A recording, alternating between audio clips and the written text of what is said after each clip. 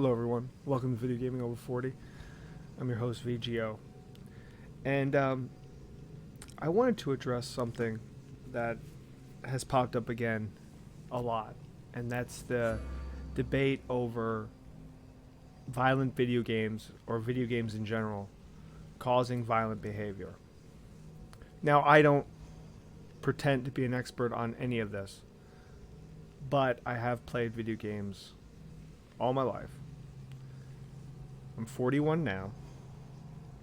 I have children that play video games. My wife plays video games. A lot of people in my circle of friends and my coworkers play video games. Violent video games, or video games in general, whether they're violent or not, are escapism.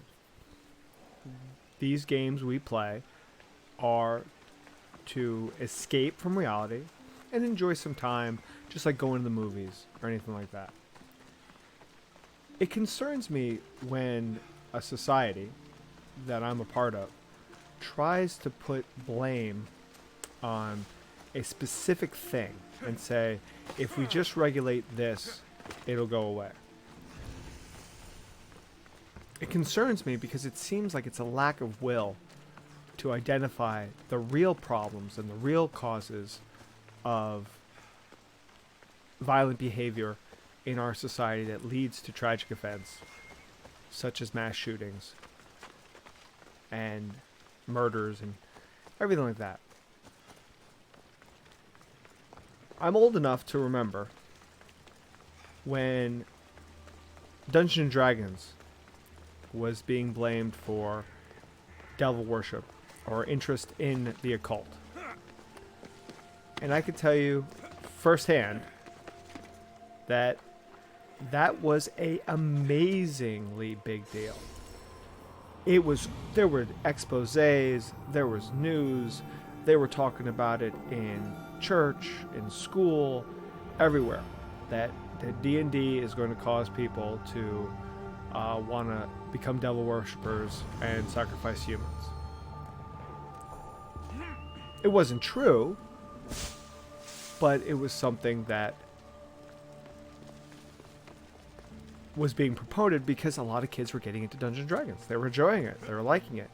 So it was something new. Parents didn't understand it. So it must be something bad. And then there were, of course, a couple killings back then of young people were committing murders on other young people, and if they found out that they were playing Dungeons and Dragons, and that was it. When Columbine happened, there was a role-playing game called Vampire the Masquerade, and I remember it being reported in the news that these guys had been playing Vampire the Masquerade, and that caused them to want to commit mass shootings. And I think they also mentioned that they played violent video games as well. No correlation. No correlation. My generation grew up with G.I. Joes, when you can go outside and play with toy guns that looked exactly like real guns. Exactly like real guns. You could go outside as a kid in your neighborhood and pretend to shoot your friends with guns that looked real. Imagine that. Imagine you going outside right now and seeing a kid with a .45 caliber pistol. You'd be like, "Oh my gosh, that's a real gun." And everybody's like, "Well, you know, it was good that they got rid of guns that looked like real guns." Sure, it was. But what did it get replaced with? It got replaced with Nerf guns, which are even cooler.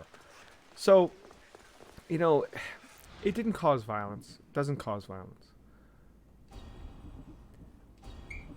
Now again, I'm going to say something that might be considered controversial.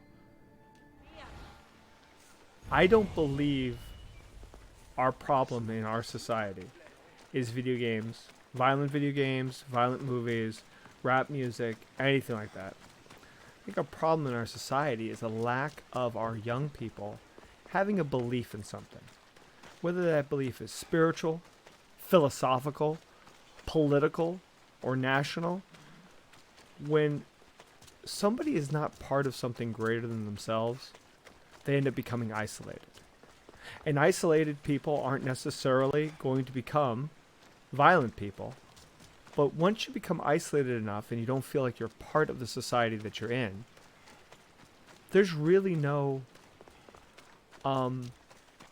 buffer to you committing heinous acts, because then it all becomes about you. It becomes about your own selfish desires, your own validation. And it's not that person's fault.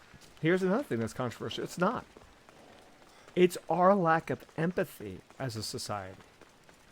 We rather be at odds with each other. We rather say, hey, the mass shootings happened because of video games, knowing that there's a whole large subsection of the population that play video games, and they're going to get upset by that. They're going to go ahead and they're going to rail against it. They're going to say, you're wrong, no scientific evidence has proven that, all this stuff. And they're going to be right. But the average, the person that doesn't play video games, or doesn't have firsthand knowledge, or who only gets their information from what somebody tells them about violent video games, they're going to be like, yeah, of course it does. Of course it does. But it's designed to cause division. It's designed to cause people to be upset. That's why the debate of mental health issue, everybody's like, oh, it's a mental health issue. Well, it is and it isn't.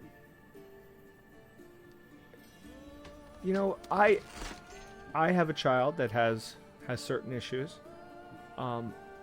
And I know a lot of other people that also have children with issues. If you have a child with ADD or ADHD or Asperger's or anything like that, and they interact with children that have those things, dyslexia, anything like that, you as a parent learn a lot about these things. You study it, you look at it, you read books about it. You're trying to understand what you can do to help your child. And the first thing you realize right away is that the best thing you can do is educate yourself and be there for your child and talk to them and understand what they're going through. Well, if you have a child that doesn't have those things, you're not going to look into those things. So when somebody says, oh, these kids have mental health problems, and or they've been over-medicated, or they're this or they're that, it comes to the point where like everybody's like, well, yeah, it's a mental health issue. It is a mental health issue. The mental health comes from the fact that we don't empathize with people with mental health issues. We're not there for them. We sit there and we say, oh, if you have a drug addiction and, you hurt your back and now you're on drugs, well, now you need to go ahead and you need to empower yourself to get off the drugs. Not the fact that we've prescribed you drugs that have now made you dependent on them, and as a society we need to deal with that. But instead, the stigmata comes, and all of a sudden, you have people using heroin and other drugs. All this is to say that when children, and I say children, which is anyway from puberty to probably about 25, they are developing. They don't have impulse control. They don't have logic ruling their lives because they're young. They got hormones, they got emotions, they got everything like that. But if they don't have any sort of upbringing, whether that upbringing be a religious one, a philosophical one, a civic virtue one, a duty one, an idea that they're part of something greater, that they're part of a community, that they're part of a group of people that care about them, that they have somebody to go to and talk to, it's very easy for them to go down dark paths. And I have children. I know a lot of people that watch my show, my videos have children, and I know there's a lot of people that are into video games. And I think that if you come across somebody that argues with you that video games cause mass shootings or other violence, I think the best thing you can do is empathize with that person. Educate them calmly. Don't get upset. Don't get angry. Don't tell them they're wrong. Listen to what their concerns are, and then logically and calmly refute them and say, hey, listen, there's a lot of elephants in the room, and there are violent video games out every single month. Another plethora of violent video games come out, and violent video games are played all over the world.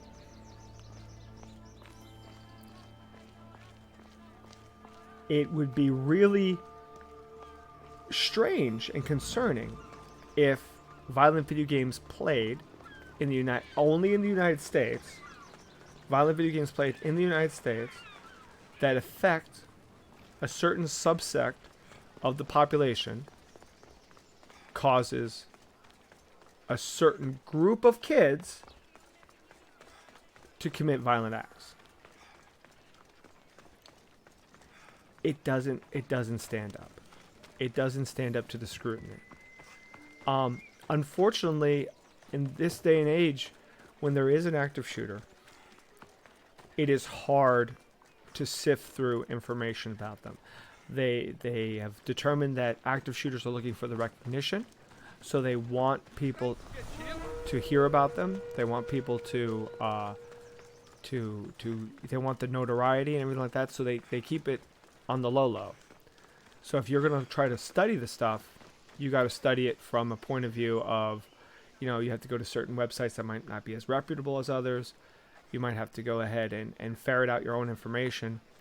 But at the end of the day, if the media that you watch or that you trust doesn't actually come out and give you a rationale for why somebody did something, that's the thing that really is amazing. When Columbine happened, every possibility, from the kids were bullied, to the kids had mental health problems, to the kids played violent video games, to the kids played Vampire the Masquerade, all of these things were put out there for reasons for them to commit what they committed. Now, you very rarely, even if they have a manifesto, you have to go to one of the Chans to read it, and who wants to go there, because all that stuff is propaganda, and so it's very hard to determine why somebody does what they do. But my personal opinion is it has to do with our youth becoming lost and not thinking that there's any hope or there's any reason to go on. I think that's why our suicide rate is also so high in our country. And I don't have any answers. I know I'm going to give you a kumbaya, just be nice to one another, and to understand that somebody's going through some stuff and somebody's hurting. And if somebody comes at you guys and they say, hey, video games caused this, listen to them, because they're just trying to understand it too. It's a tragedy, and it happens far too often. So didn't mean to get heavy on you guys. Just wanted to put this out there because it's just been bothering me, and it makes me concerned, especially since I have kids, and I get concerned that if you're not involved in young people's lives, or if they're not getting the attention and the support they need. I'm not saying it's the parents' fault. I'm not saying it's society's fault. I'm saying that unless you really try to figure out what's going on in somebody's head, you don't know. You don't know if that person's struggling with something. And so much mental illness goes undiagnosed because people don't want to bring it up. People don't want to talk about it. People don't want that stigmata of they have a mental illness. I went with it. I went through it with my child that had some issues. I denied it. I tried to be like, no, he's fine, whatever. But it was wrong. And I'm just I just hope everybody in the video gaming community can tolerate one another's opinions and views, and try to come together and try to basically show the world that, hey, the video game argument doesn't work. But I think our country, our government, and our society owes us an answer for why this is happening. All right, so this is Video Gaming Over 40. I'll see you guys again next time.